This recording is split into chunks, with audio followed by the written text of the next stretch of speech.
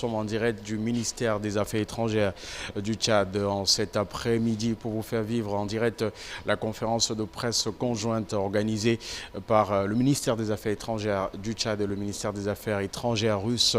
Vous le savez donc, le ministre des Affaires étrangères de la Russie, Sergueï Lavrov, est au Tchad depuis cet après-midi. Nous vous avons d'ailleurs fait vivre son arrivée à l'aéroport international San-Jomous aujourd'hui. Donc cette visite est une étape importante pour le développement des relations entre le Tchad et la Russie. La coopération entre les deux pays s'est intensifiée ces dernières années dans les domaines comme la sécurité, la défense, l'économie et l'énergie. Mais il faut tout de même noter que si les relations se sont intensifiées ces dernières années, les relations entre les deux pays datent des années 60 et plus précisément d'octobre 1964, date à laquelle les relations diplomatiques ont été établies et depuis lors que ces accords ont été établis, beaucoup d'autres accords bilatéraux ont bien évidemment été établis entre les deux pays. Ils ont signé plusieurs accords, entre autres des accords pour le commerce, le trafic aérien, l'économie, la culture scientifique et même technique. Et pour cet après-midi, donc, M. Sergueï Lavrov qui est donc au Tchad, c'est pour mieux intensifier donc ces relations entre le Tchad et entre N'Djamena et Moscou. Il faut rappeler également qu'il y a quelques mois de cela, plus précisément en janvier 2024, le président de la République, chef de l'État, Mohamed Idriss Déby Itno, effectuait donc une visite du côté de Moscou où il a rencontré son homologue avec qui ils ont beaucoup discuté. Et il faut noter également que la Russie accompagne le Tchad également dans la formation des cadres chaque année académique à travers des bourses qui sont octroyées. Et toujours dans le cadre de la formation et l'éducation, bien évidemment, plus de 600 étudiants tchadiens bénéficient des bourses, du moins étudient actuellement en Russie, toutes filières confondues. Et pendant l'année académique 2022-2023, le quota des bourses pour le Tchad a été augmenté par la République fédérale de Russie. Voilà donc deux, trois informations qu'il faut quand même noter entre les relations, noter pour ce qui est des relations entre la Russie et le Tchad. Et on s'est dit donc que M. Sergueï Lavrov, qui est arrivé donc depuis cet après-midi, est là pour mieux intensifier ces accords et puis voilà, revoit peut-être certains accords. Donc, pendant la conférence de presse tout à l'heure, nous aurons plus d'amples informations. Mais il faut rappeler qu'avant cette conférence de presse, ils se sont retrouvés un tout petit peu dans un espace restreint où ils ont échangé, ils ont procédé à des négociations avec le ministre des Affaires étrangères tchadien, M. Koula Mala. Et justement, c'est après ce discours donc qu'ils vont du moins ce qu'ils se dirigent dans quelques instants, vont se diriger donc vers la salle de conférence ici donc au ministère des Affaires étrangères. Et à ce moment donc on va bien sûr se retrouver en salle et procéder à cette série de questions-réponses. C'est à ce moment qu'on aura certainement des idées claires sur la venue de Sergueï Lavrov ici au Tchad. Une des choses qu'il faut noter, c'est que cette tournée, il a engagé depuis quelques jours. Il était déjà en Guinée, au Burkina Faso, en République au Congo-Brazzaville plutôt, et donc aujourd'hui au Tchad. Et d'après donc ce que nous pouvons apercevoir, ils sont déjà en train de rejoindre la salle de conférence, comme je vous l'ai dit, où nous allons bien sûr nous retrouver dans quelques instants pour essayer d'échanger avec le ministre afin de savoir voilà, quel est certainement l'objectif de cette visite au Tchad. Même si chacun peut se faire sa propre opinion, mais on va se dire que c'est la voie la plus autorisée pour mieux nous orienter dans cette visite. Donc, nous allons directement aller en salle où ils sont en train d'y aller pour s'installer et on va vivre tous ensemble cette conférence de presse. Mesdames, Messieurs, chers amis journalistes, après l'ouverture des travaux, les deux ministres, Son Excellence, Monsieur le ministre d'État de la République du Tchad et le ministre de la Fédération de Russie, le ministre des Affaires bien sûr, sont face à vous pour vos questions. Donc, la conférence de presse est lancée.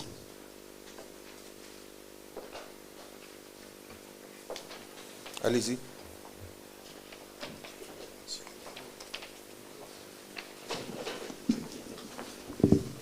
Tiens.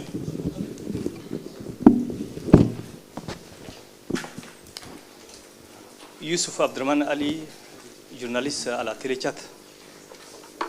Ma question s'adresse à Monsieur le ministre des Affaires étrangères russe. Merci, Monsieur le ministre. Le Tchad et la Fédération de Russie entretiennent des relations diplomatiques depuis 1964. Plusieurs accords ont été signés entre 1960 et 1974, notamment dans le cadre de la coopération culturelle, scientifique, économique et technique, ainsi que le trafic aérien. 60 ans après, quel bilan faites-vous, Monsieur le ministre? Merci.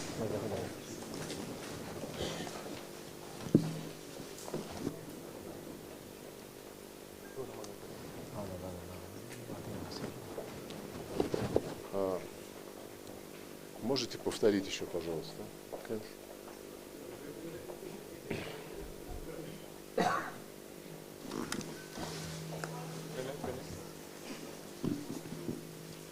Merci, Monsieur le ministre. Je disais, j'adresse la question au ministre russe des Affaires étrangères. Le Tchad et la Fédération de Russie entretiennent des relations diplomatiques depuis 1974. Plusieurs 64, j'allais dire, plusieurs accords ont été signés entre 1960 et 1974, notamment dans le cadre de la coopération culturelle, scientifique, économique et technique, ainsi que le trafic aérien. 60 ans après, quel bilan faites-vous, Monsieur le ministre? Merci. Мы сегодня говорили не о том, чтобы подводить итог, а о том, чтобы, отталкиваясь от накопленного опыта, выстраивать планы на будущее в соответствии с теми стратегическими направлениями, которые были определены президентами в ходе их встречи в Кремле в январе 2024 года. Помимо тех соглашений, о которых вы упомянули, и впоследствии подписывались договоренности, в том числе важные договоренности о сотрудничестве в военной и военно-технической сфере. Кстати, у нас действует меморандум о внешнеполитических консультациях 2013 года. Он выполняется, но мы сегодня можем подумать о том, чтобы его модернизировать, обновить, с тем, чтобы он отвечал современной мировой политике, где накопилось огромное количество проблем. Об этом сегодня очень подробно говорил президент Республики Чад. У нас развивается взаимодействие в сфере безопасности. Чад заинтересован в этом, учитывая, что сохраняются до сих пор террористические угрозы в этом регионе, которые прежде всего связаны с разрушением ливийской государственности в 2011 par la destruction de l'État libyen en 2011, et c'était la cause principale des activités terroristes qui se maintiennent aujourd'hui sur ce continent et qui augmentent dans les pays de la région sahélo-sahélienne, dans les pays africains sur ce continent. À présent, il faut nous concentrer sur les efforts qui nous permettront d'élever, d'augmenter notre coopération en matière économique et commerciale. Notre dialogue politique est à haut niveau, notre dialogue en matière militaire, en matière d'éducation est à haut niveau. Il y a de nombreuses propositions intéressantes. Nous avons convenu sur le fait que les amis tchadiens vont nous transmettre leurs souhaits concernant les secteurs de l'économie qu'ils trouvent pertinents et où ils voudraient avoir le soutien russe. La délégation de la Chambre de commerce et d'industrie participe aux travaux du Forum économique de Saint-Pétersbourg. Il a ouvert une mission permanente sur le territoire de notre pays et c'est aussi un canal d'échange d'opinions très important parce qu'il va poursuivre les projets et ces projets devront correspondre à la politique du Tchad. Il s'agit notamment des projets sociaux et cela se basera sur le principe du bénéfice commun. En janvier 2024, une série d'objectifs ont été posés par les présidents, ce sont nos priorités. Et aujourd'hui, nous avons discuté des mesures qui nous permettront de les mettre en œuvre. Et ce travail continuera. Il s'agit des moyens, notamment finances, des structures qui s'occupent des questions économiques. Je pense que nos pourparlers étaient bien utiles et nous allons travailler encore de manière plus active. Merci. D'autres questions? Есть ли другие вопросы у представителей прессы?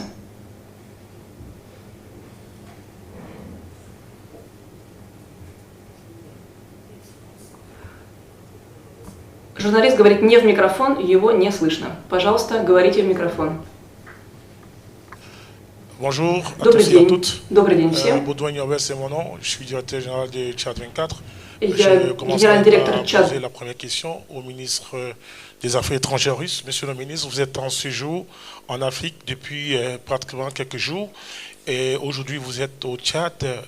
Est-ce qu'on peut aujourd'hui faire la rétrospective de la coopération entre le Tchad et la Russie dans le sens palpable du terme? Parce que nous constatons que vous avez des leviers sécuritaires, des leviers également du domaine de l'éducation. Mais est-ce que sur le plan infrastructurel, on pourra avoir ou alors voir le passage de la Russie au Tchad ou dans d'autres pays africains? Alors, monsieur le ministre des Affaires étrangères du Tchad, je m'adresse à vous maintenant. Nous constatons que le chef de l'État, le président Mahamat Idriss Déby, a axé le quinquennat de la 5e République. Et là-dedans, nous constatons qu'il y a des axes prioritaires qui vont être menés cette année. Alors, vous qui êtes aujourd'hui en train d'organiser cette conférence de presse, est-ce que nous pouvons avoir la quintessence des orientations sur le plan économique que vous allez avoir avec la Russie sur le plan pratique et sur le plan opérationnel? Merci. Monsieur le ministre. Что касается сферы инфраструктуры, En ce qui concerne les infrastructures, comme j'ai déjà dit, попросили наших тчадских друзей nous avons demandé à nos amis tchadiens de préparer une liste des propositions qui concerneront les domaines de l'économie, de l'infrastructure, qui leur intéresseront ou ils voudraient voir la participation des opérateurs économiques russes. Nous avons une bonne expérience dans de différentes matières. Par exemple, il y a la Société des chemins de fer russe qui travaille dans de nombreux pays africains. Elle met en place les projets des chemins de fer. Alors si c'est un volet pertinent et s'il est inclus dans la liste des propositions du Tchad, je pense qu'il y aura de notre côté une réaction positive. Encore une fois, je tiens à souligner que nous avons donc des domaines, de larges domaines à exploiter ensemble.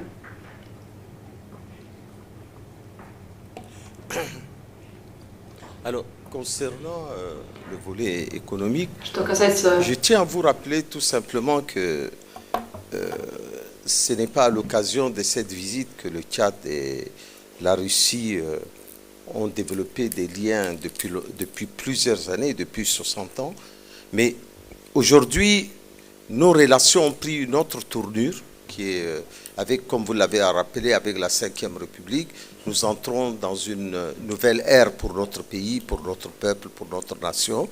Et le président Mahamat a toujours déclaré que le Tchad était un pays souverain, que le Tchad était un pays libre de ses choix, et il doit intensifier, diversifier son partenariat, ses relations bilatérales avec tous les pays du monde dans une coopération mutuellement avantageuse.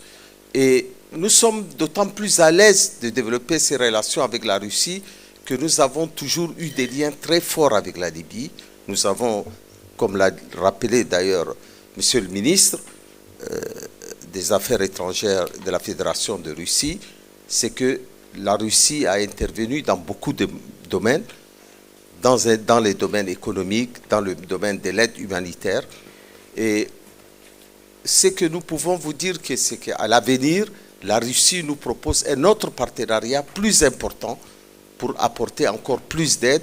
Et les ministres concernés vont, avec les autorités russes, développer les projets qui seront soumis à un examen par les deux parties.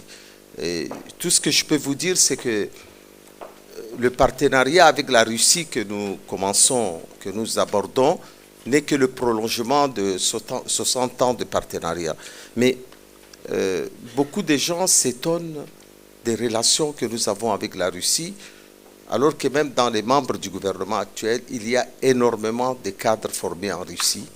Et aujourd'hui, au moment où je vous parle, plus de 600 étudiants tchadiens sont formés en Russie. Donc, il n'y a pas que les relations économiques qui vont lier le Tchad avec la Russie. Et cette visite ne fait que cimenter une nouvelle ère de prolongement de ces relations. Voilà pour vous répondre brièvement. Et le ministre a déjà explicité tous les domaines dans lesquels la Russie entend intervenir pour l'intérêt de notre pays. Je vous remercie. Je vous en prie. Alors, je vous propose de passer à 2 questions pour aller un peu plus vite. On va donner à la presse étrangère aussi le soin de poser des questions. Господин министр, Monsieur le ministre, причиной кризиса на Украине стала политика. je parle de la crise ukrainienne. La cause de cette crise, c'est l'intervention des pays occidentaux aux pays étrangers. Et qu'est-ce que Tchad pense de cette intervention et le non-respect de la souveraineté des pays, le non-respect des traditions des pays? Qu'est-ce que vous en pensez? Merci. Hier et aujourd'hui, nous avons toujours la même position. La position de notre pays n'a pas varié d'un iota. Nous sommes un pays non aligné. Nous ne serons jamais alignés sur quelque puissance que ce soit. Mais nous observons une neutralité stricte dans le conflit entre la Russie et l'Ukraine. Et nous appelons toujours, que ce soit en Ukraine ou dans d'autres pays, nous appelons toujours à une solution pacifique. Parce que le Tchad, plus que tout autre pays au monde, connaît et mesure le prix de la guerre. Et nous ne voulons pas prendre parti dans ce conflit parce que notre position la plus ferme, exprimée par les plus hautes autorités de l'État, c'est de trouver toujours une solution de paix et une solution négociée. Seule la négociation peut amener. Maintenant, nous comprenons les préoccupations de la Russie, nous comprenons les préoccupations exprimées par la Russie dans cette guerre-là. Et nous sommes sensibles aux arguments, mais nous ne pouvons pas varier de notre position, qui est une position traditionnelle, une position qui s'adresse à tous les pays en conflit. Nous sommes l'un des rares pays africains à avoir connu des décennies et des décennies de guerre.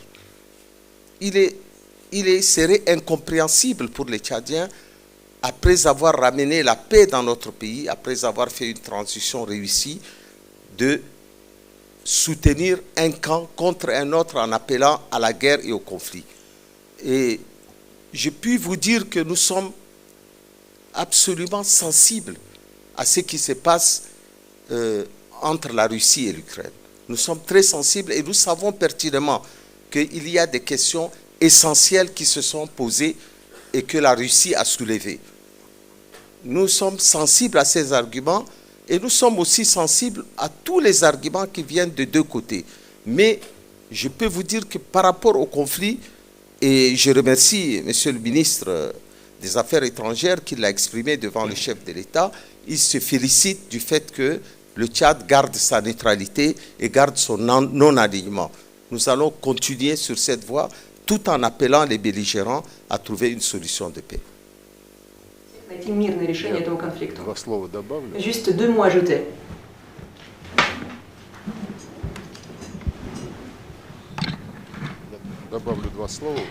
Je voudrais juste ajouter quelques mots.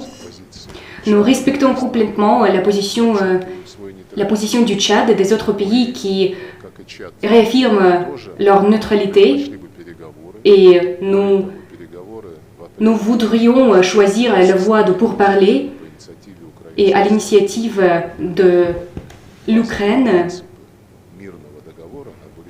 Nous avons eu déjà des pourparlers et nous avons accepté ces principes.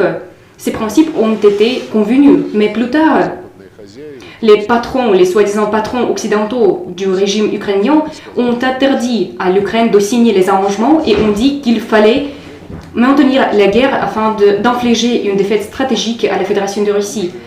Ils ont promis à l'Ukraine de l'approvisionner en armes de façon massive, ce qu'ils font maintenant. Ils approvisionnent l'Ukraine en armes à longue portée qui visent à porter les coups sur le territoire de la Fédération de Russie. Et en ce qui concerne la conférence suisse de la paix qui se tiendra dans 10 jours, nous ne comprenons pas cette position occidentale. Soit tu te prononces en faveur de la paix, soit tu te prononces en faveur de la guerre. Et si tu te prononces en faveur de la paix, alors il faut régler les problèmes avec la participation de toutes les parties prenantes et pas demander tout le monde de participer à la conférence en Suisse afin de réaffirmer ou de soutenir cette formule notorieuse de Zelensky qui est juste un ultimatum par rapport à la Fédération de Russie qui demande notre défaite stratégique. Ce n'est pas la paix que les organisations occidentales voudrions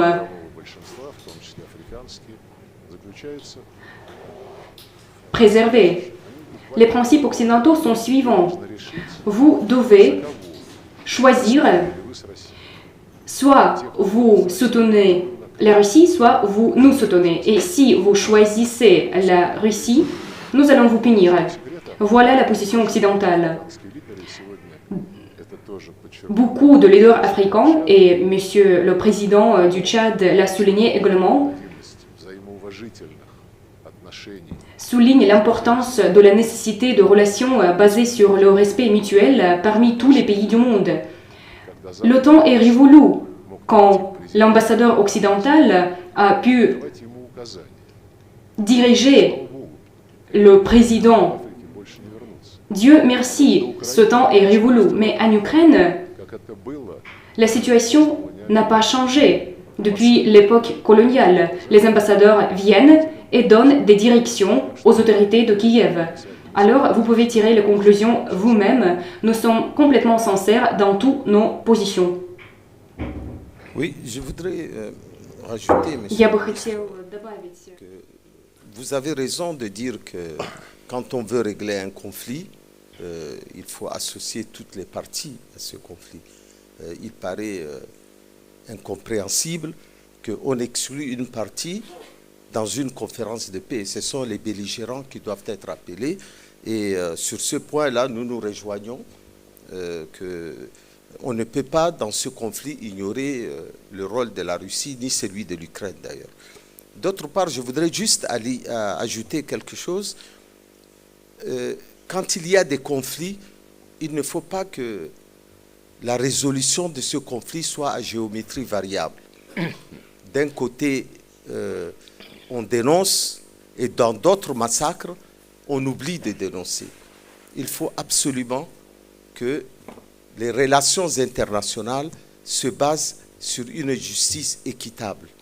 Tant qu'il n'y a pas de justice équitable, tant que les peuples, tous les peuples du monde se valent, quels que soient les conflits, quelles que soient les guerres, quelle que soit l'opposition de guerre, que ce soit en Ukraine, en Palestine ou dans d'autres pays, il faut que la communauté internationale ait une position crédible. Sinon, nous ne pouvons jamais régler les problèmes du monde.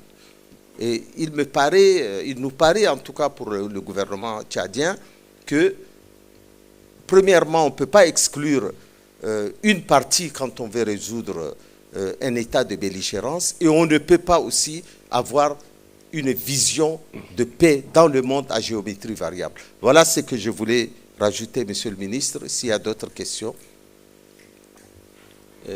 Vous ici, vous avez déjà demandé la parole, allez-y. Вы уже запрашивали слово, пожалуйста, мы еще вернемся к этому вопросу.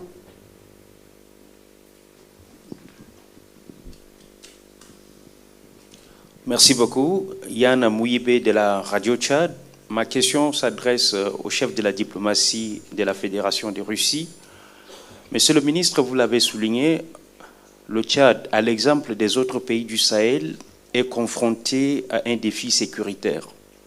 Ce qui nous intéresse, c'est de savoir est-ce que la Fédération de Russie, votre pays, est prête à accompagner le Tchad à l'effet de relever ces défis pressants? Si oui, de quelle manière? Je vous remercie. Franchement parler, j'ai déjà évoqué ce sujet de façon assez détaillée.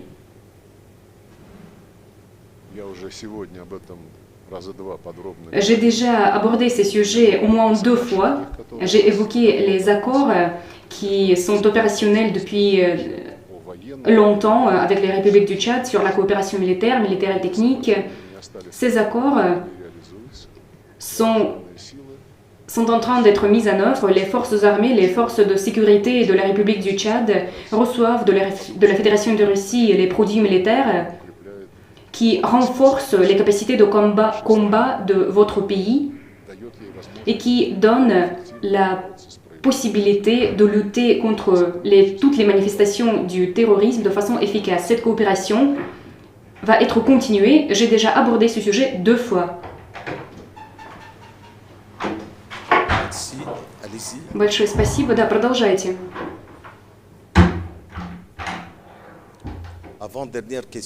Прежде чем мы зададим последний вопрос, да, вы можете продолжить. Здравствуйте, Мецизвестия, Россия. Известия Russie. Bonjour, la Russie et le Tchad ont parlé de la possibilité de mettre en œuvre de projets communs sur l'exploration géologique, sur l'énergie nucléaire. Est-ce que vous avez réussi à arriver aux accords concrets? Est-ce qu'il y a les entreprises qui sont prêtes à effectuer leurs activités au Tchad? Nos amis tchadiens doivent présenter la liste de tous les projets concrets pour nos entreprises russes. Toutes les sphères que vous avez mentionnées étaient évoquées pendant notre entretien. L'agriculture, par exemple, le président a exprimé l'intérêt particulier au développement du domaine de l'énergie nucléaire. Il a mentionné notre société Rosatom. Il a déjà intensifié sa coopération avec les pays africains. Elle est un des leaders dans le domaine de l'usage pacifique de l'énergie nucléaire. C'est pourquoi nous allons attendre les propositions concrètes de la part de nos amis tchadiens. Nous allons préparer la mission économique pour aborder tous les sujets, tous les projets prometteurs de façon plus minutieuse. Nous allons continuer ce travail. La relation entre le Tchad et la Russie ne mettra pas en mal la France, la relation entre la France et le Tchad. Et ma question aussi, ma deuxième question s'adresse aussi au ministre des Affaires étrangères de la Fédération Russie. Le Tchad soutient beaucoup d'autres pays. Et ce qui se passe maintenant dans notre pays voisin, le Soudan, le Tchad intervient aussi. Et là, comme on vient de faire maintenant la relation, quelle est votre position? Puisque le Tchad reçoit beaucoup des immigrés ici. Il y a quelque chose qui ne marche pas ici au Soudan. Alors, quelle est votre position? Merci. Vous posez la question au ministre tchadien ou au ministre russe? Oui, tous les deux ministres. Je vais répondre d'abord sur la question avec la France. Je suis très étonné, peut-être que je vous invite à regarder l'histoire du Tchad et à voir nos relations avec la Russie. Pourquoi ça n'a pas remis en cause nos relations avec la Russie, avec la France depuis 60 ans? Pourquoi? Parce qu'on intensifie les relations avec la Russie, ça peut remettre en cause nos relations avec la France. Je ne vois pas le rapport. La France et le Tchad ont des liens séculaires, historiques, nous continuons ces liens, mais nous ne sommes l'otage de personne, ni de la France, ni de la Russie, ni d'aucune. d'aucune puissance ou d'aucun pays. Vraiment, je trouve votre question un peu difficile à comprendre, à moins que il y a des sous-entendus que vous n'avez pas dit. Mais la position du Tchad, elle est claire. Nous sommes un pays souverain. Nous tenons chèrement à notre souveraineté et nous développons les relations avec qui nous voulons. Et nous continuons à entretenir des relations avec qui nous voulons. C'est ça qui s'appelle la souveraineté nationale. Je suis un peu étonné de votre question. Avant de laisser le ministre continuer, je voudrais rebondir sur le Soudan. Les relations avec le Soudan, le Tchad a été toujours très clair dans ses relations avec le Soudan. Nous sommes le seul pays au monde à supporter la guerre du Soudan. Nous sommes le seul pays du monde à comprendre que la guerre du Soudan peut avoir des répercussions fâcheuses sur notre pays, tant sur le plan humanitaire, tant sur le plan militaire et la sécurité publique. Le président de la République, le chef de l'État, avait invité les deux protagonistes de cette guerre, le président Al-Burhan et son vice-président, M. Himeti, qui sont venus parce que nous avons pressenti cette guerre. Le président de la République les a appelés à plus de sagesse et de retenue. Il a fait une médiation qui n'a pas été rendue publique, mais une médiation avant, une pré-médiation pour empêcher cette guerre. Cette guerre a eu lieu. Qu'est-ce que vous voulez que le Tchad ait une position autre qu'une position de neutralité vis-à-vis des belligérants? Nous n'avons aucune intention d'entrer dans le conflit soudanais et nous ne sommes pas à l'intérieur du conflit soudanais. Maintenant, je demande d'ailleurs à la Fédération de Russie d'aider le Tchad parce que qui mieux que nous est capable de faire une médiation et de ramener la paix dans ce pays? Seul le Tchad, qui connaît très bien l'histoire de ce pays, la géographie de ces pays. Savez-vous que le Tchad et le Soudan partagent 1084 km de frontières communes? Nous avons les mêmes peuples qui vivent des deux côtés de la frontière. Nous avons une... Quand un Tchadien, surtout les Tchadiens du nord du pays, sont massivement au Soudan et les Soudanais sont massivement au Tchad. C'est un pays frère. Donc, peut-être que pour vous permettre de mieux répondre à la question, monsieur le ministre, peut-être que grande puissance que vous êtes et une puissance écoutée dans le monde, vous pouvez faire en sorte que nous n'abandonnons pas le peuple soudanais à son sort, que nous puissions faire tous les efforts du monde, et notamment, j'en appelle à tous les Occidentaux, parce que l'Afrique est aussi une terre importante. Un conflit comme au Soudan, si ça se passait dans d'autres pays du monde et en Occident, on aurait parlé beaucoup plus que ça. Nous avons strictement une neutralité dans cette guerre et nous estimons que les deux parties sont des parties frères et auxquelles nous nous battrons pour qu'il y ait une paix dans ce pays. Monsieur le ministre. В эту страну. Господин министр, даю вам слово. Nous soutenons complètement les efforts émis par le Tchad, par les autres pays africains afin de restaurer la paix au Soudan. Sans aucun doute, cette guerre est terrible et douloureuse. Et les bandes armées, les terroristes font traîner ce conflit. Nous avons parlé déjà de la nécessité de mettre toutes les parties prenantes à la table de négociation. Et je voudrais vous rappeler que les problèmes, le dossier soudanais, c'est le problème ancien. Et à l'époque, les États-Unis ont voulu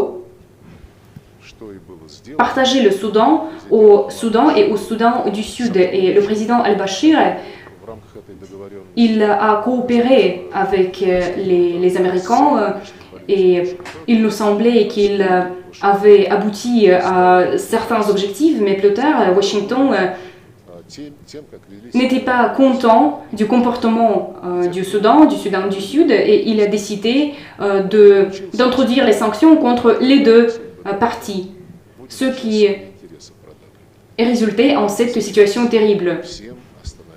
Nous devons faire une pause et commencer et entamer les pourparlers. Nous soutenons complètement les efforts tchadiens et nous comprenons bien sûr que le Tchad dépend vraiment, que le Tchad souffre des conséquences de cette tragédie.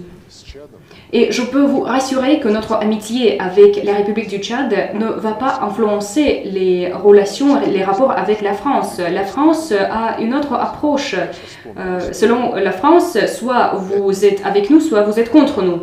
Il y a 5 ans, si je ne me trompe pas, au sein de l'Assemblée générale des Nations unies, je me suis entretenue avec l'ancien ministre de la France, Jean-Yves Le Drian, et avec M. Joseph Borrell, le diplomate principal de l'Union européenne. Ils m'ont posé une question, plusieurs questions. Pourquoi envoyez-vous au Mali vos instructeurs militaires? J'étais très étonnée. Alors, quel était le problème? Nous avons fait cela à la demande légitime du gouvernement malien. Et je leur ai expliqué que les Français retirent leurs troupes du Mali. Mais vous savez, ces diplomates m'ont dit que c'était la zone de l'influence française. Voilà.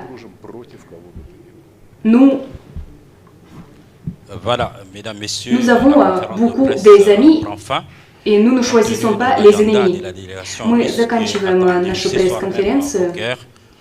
Nous nous excusons auprès de nos confrères journalistes. Nous abrégeons cette conférence de presse. Gardez vos places respectives pour permettre aux officiels de quitter la salle. Merci.